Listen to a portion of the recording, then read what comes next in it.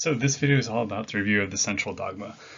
Basically the idea that our DNA is going to code for our RNA, which is going to code for our proteins. It's a really important part of biology. Really want to make sure you understand it, which is why we're going to review it again and make sure it really sinks in.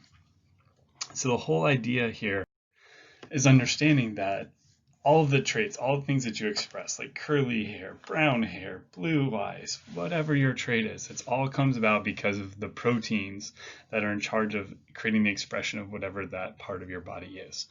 So there's a protein that causes your hair to curl up. There's a protein that causes your eyes to be brown. There's proteins that determine the shape of your ears. Okay? So you have all these traits. The proteins that code for them are encoded in your RNA, which is encoded based off your DNA. So understanding the process of going from DNA to trait is really important and the basic fundamental of everything that's going to be about you. So here we go. Let's start again.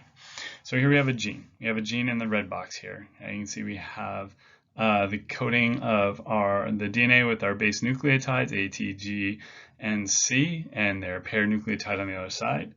So first point though is not all of your DNA is a gene. There are lots of parts of your DNA which are called junk DNA, meaning that it's not coding for genes, not coding for anything. Okay? Some of the junk DNA does get used for things, but a lot of it is just junk. It's just there and not being used. But the genes are the important things that are going to generate the proteins that generate the traits of your body. So point number 2, again, we have our pairing rules, right? We have C and G, we have A's with T's. And see, they're all paired up in this strand of DNA that is our gene. Okay? So we have junk DNA, we have a DNA that's pairing, okay? And the next part of the whole thing is that we're going to go from to transcription. Is we're going to take that DNA, that code, and turn it into the RNA, which is going to code for the protein. So how are we going to go through that process of transcription of our DNA? So again, transcription happens in the nucleus. That's where your DNA is stored. It's protected inside the nucleus of the cells. Okay? And we're going to go through that transcription process there. So again, here's our gene, highlighted in red. Okay, and we want to transcribe this gene. We want to express this gene. We want to express the protein that this gene is coding for. So first what's going to happen is DNA is going to come in and be unzipped by this thing called RNA polymerase. So it's going to come in and pull through there, and then our DNA is going to separate into 2 strands. Okay, it's no longer going to be a double helix. It's going to pull apart a little bit. Okay, it's going to create a gap. Okay. And when that happens, the RNA polymerase is going to take that gap, and the free-floating nucleotides that are RNA nucleotides are going to start connecting to that top strand of DNA because, well, DNA doesn't want to be isolated, doesn't want to be separated, it wants to be paired with a nucleotide. So that polymerase is going to come through and unzip it and allow for the RNA nucleotides to connect to that DNA strand.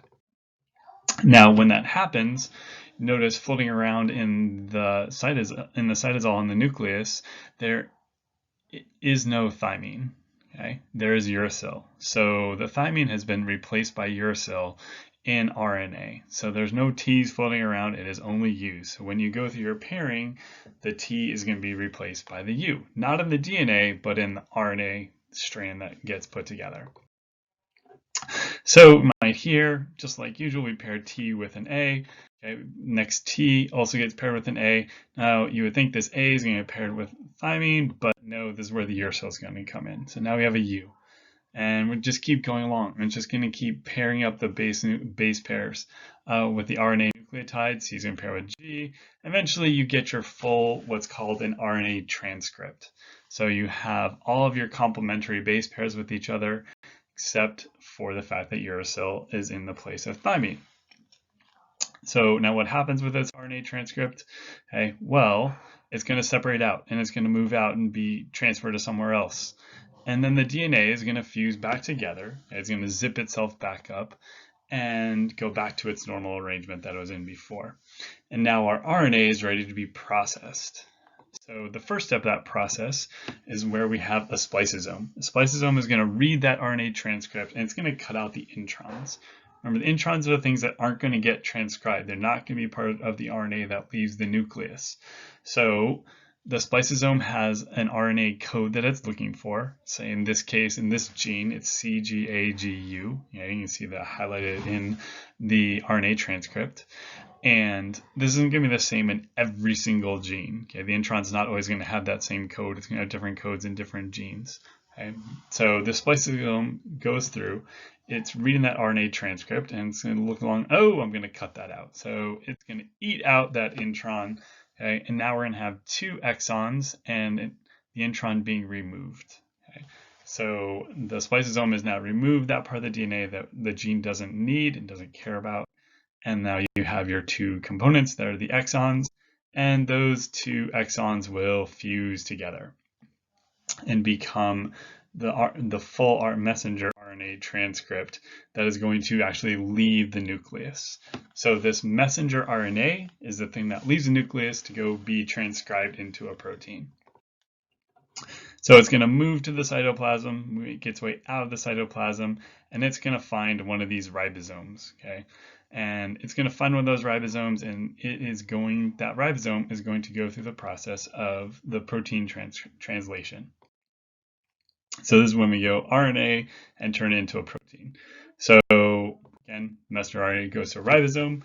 Ribosome is going to read that messenger RNA, and it's looking for the start sequence AUG. So you can see that the ribosome here bound to this AUG, and that's going to start coding.